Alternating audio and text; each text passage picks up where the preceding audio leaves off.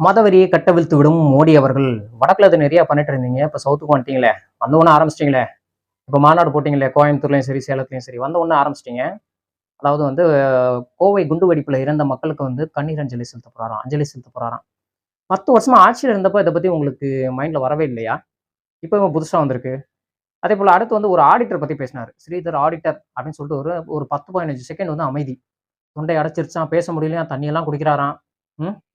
இந்த நடிப்புலாம் 30, 40 வருஷமா நாங்க ரியல்லயும் சரி, ரீல்லயும் சரி எங்க ஊர்ல பார்த்துட்டு தான் இருக்கோம். ஸோ இதெல்லாம் வந்து நீங்க குஜராத்லயும், உத்தரப்பிரதேசலயும் இதுக்குன்னு வளர்த்து வச்சிருப்பீங்கல்ல ஒரு மக்கள். அவங்கட்ட போய் பண்ணுங்க. அவங்க வந்து கண்டிப்பா இறக்கப்படுவாங்க.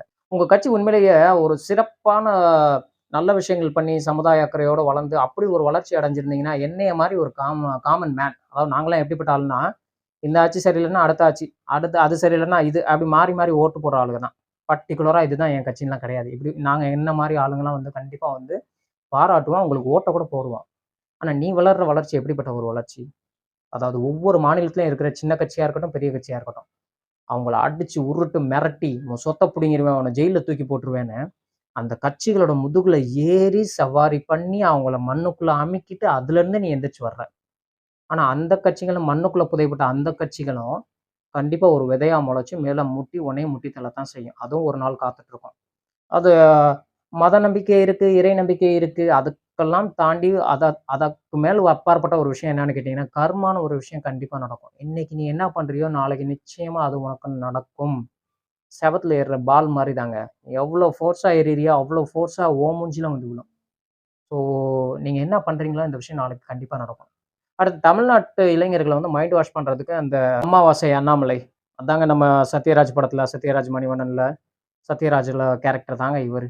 இந்த அண்ணாமலை. கண்டிப்பா வந்து பாஜக இவர தூக்கி எறிஞ்சிட்டா கூட தமிழ்நாட்டுல இன்னொரு கட்சி ஆரம்பிச்சு, அதுல வந்து வளர்ந்து வந்துருவாரு. ஏன்னா, அந்த அளவுக்கு பணத்த சேர்த்து வச்சுட்டாரு. எல்லாத்தையும் மிரட்டி, உருட்டி, பணத்த சேர்த்து வச்சு பெங்களூர்ல போய் கொட்டி, அந்த சாஃப்ட்வேர் கம்பெனிய பெருசாக்கி, அப்படி நெறைய சேர்க்கிறாரு. அதனால அவர்ட்ட காசு இருக்கு. பிஜேபி நீங்க தூக்கி எறிஞ்சிட்டாலும் அவர் தனியா வளர்ந்துருவாரு. ஸோ, இத நீங்க மைண்ட்ல வச்சுக்கோங்க. அவர் வந்து இளைஞர்கள வந்து மைண்ட் வாஷ் பண்றாரு. நம்ம இப்படித்தான் இருக்கணும், அப்படித்தான் இருக்கணும் அப்படின்னு சொல்லிட்டு. இளைஞர்கள் ஒரு நிமிஷம் யோசிங்க. 10 வருஷமா ஆட்சியில இருக்காங்க. கோடிக்கணக்கான இளைஞர்களுக்கு நாங்க வேலைவாய்ப்பு குடுப்போம்ன்னு சொன்னாங்க. எத்தன பேருக்கு வேலைவாய்ப்பு குடுத்துருக்காங்க? சரி தமிழ்நாட்டுல ஆர்டிஐ சட்டத்த யூஸ் பண்ணி செக் பண்ணி பாருங்க. ஒன்றிய அரசாங்கத்தோட அந்த வேலைவாய்ப்புல எத்தன எத்தன பேருக்கு வேலைவாய்ப்பு கிடைச்சிருக்கு தமிழ்நாட்டுல? அதுல எத்தன தமிழர்கள் இருக்காங்கன்னு பாருங்க. இருக்கவே இருக்காது. ஏன்னா ரயில்வே ஸ்டேஷன் போனா என்ட்ட ஹிந்தியில பேசுன்னு சொல்றான். போஸ்ட் ஆஃபிஸ் போனா ஹிந்தியில பேசுன்னு சொல்றான்.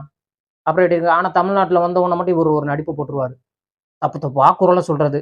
அதாவது ஒரு மொழிய தப்பா பேசுறப்ப, அந்த மொழி நல்லா தெரிஞ்சவங்க, அந்த அந்த மக்கள் வந்து கொஞ்சம் கோவப்படுவாங்க.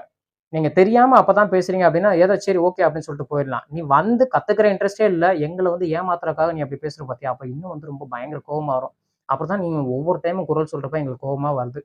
இப்ப வடக்குல வந்து ஓட்டெல்லாம் கம்மியாயிரும். நம்ம எதிர்பார்த்த அளவுக்கு எதுவும் கிடைக்காது அப்படின்னு சொன்னோம்னா, சவுத்ல ஃபோக்கஸ் பண்ணாங்க. கர்நாடகால ஃபோக்கஸ் பண்ணாங்க. இப்ப அங்க எடியூரப்பா பண்ண ஒரு பெரிய சேட்டையில வந்து அந்த ஊர்ல வந்து சீட்டு கிடைக்குன்றதும், அதாவது எம்பி அ இது நம்மளுக்கு கிடைக்கும்னு சொல்றது ரொம்ப கஷ்டமாயிருச்சு. அடுத்து தமிழ்நாட்டுல ஃபோக்கஸ் பண்ணுவோம் தான் இங்க இறங்கி அடிச்சிட்டு இருக்காங்க. ஆனா மக்களே சுதாரிச்சுக்கங்க.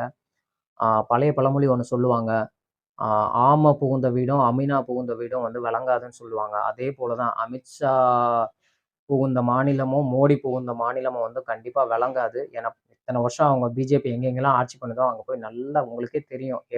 எப்படிப்பட்ட ஒரு மோசமான நிலைமையில அந்த மாநிலங்கள் எல்லாம் இருக்குன்னு சொல்லிட்டு.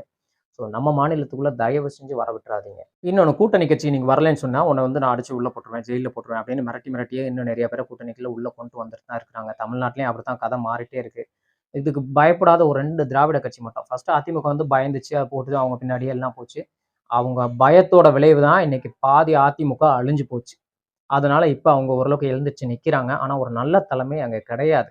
அதனால இப்போதைக்கு அங்க கஷ்டம் தான். ஒரு துணிவா இருக்கிற ஒரு பெரிய தலைவன், செம்மையான தலைவன் அங்க அமைஞ்சான்னு சொன்னால், தமிழ்நாட்டுல திமுகவும், அதிமுகவும் கண்டிப்பா ஸ்டாண்ட் பைல இருப்பாங்க. நிச்சயமா நிலைச்சிருப்பாங்க. எங்கள பொறுத்தவரைக்கும் நான் காமன் மேன் எங்களுக்கு என்ன தெரியுமா? ஊழல் கூட இருக்கட்டுங்க.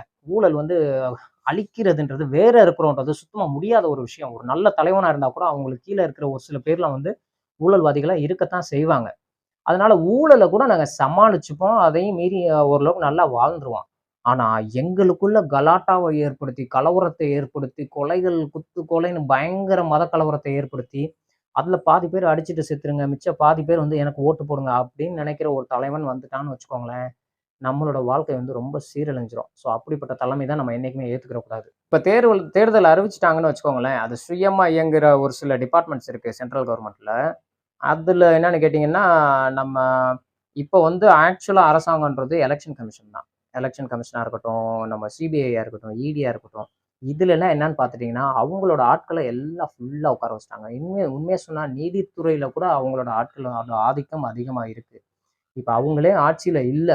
இப்ப பிஜேபி கவர்மெண்ட்டே ஆட்சியில இல்ல. இப்ப அவங்க ஆட்சியில இல்லாத மாரி தான். ஓகேங்களா? எலக்ஷன் அனவுன்ஸ் பண்ணனால சொல்றேன். அவங்களே இல்லாட்டினாலும், அவங்களால் நியமிக்கப்பட்ட அந்த அதிகாரிகள், அவங்க எப்படி ஆட்சி பண்ணுவாங்களோ, அப்படித்தான் ஆட்சி பண்ணுவாங்க.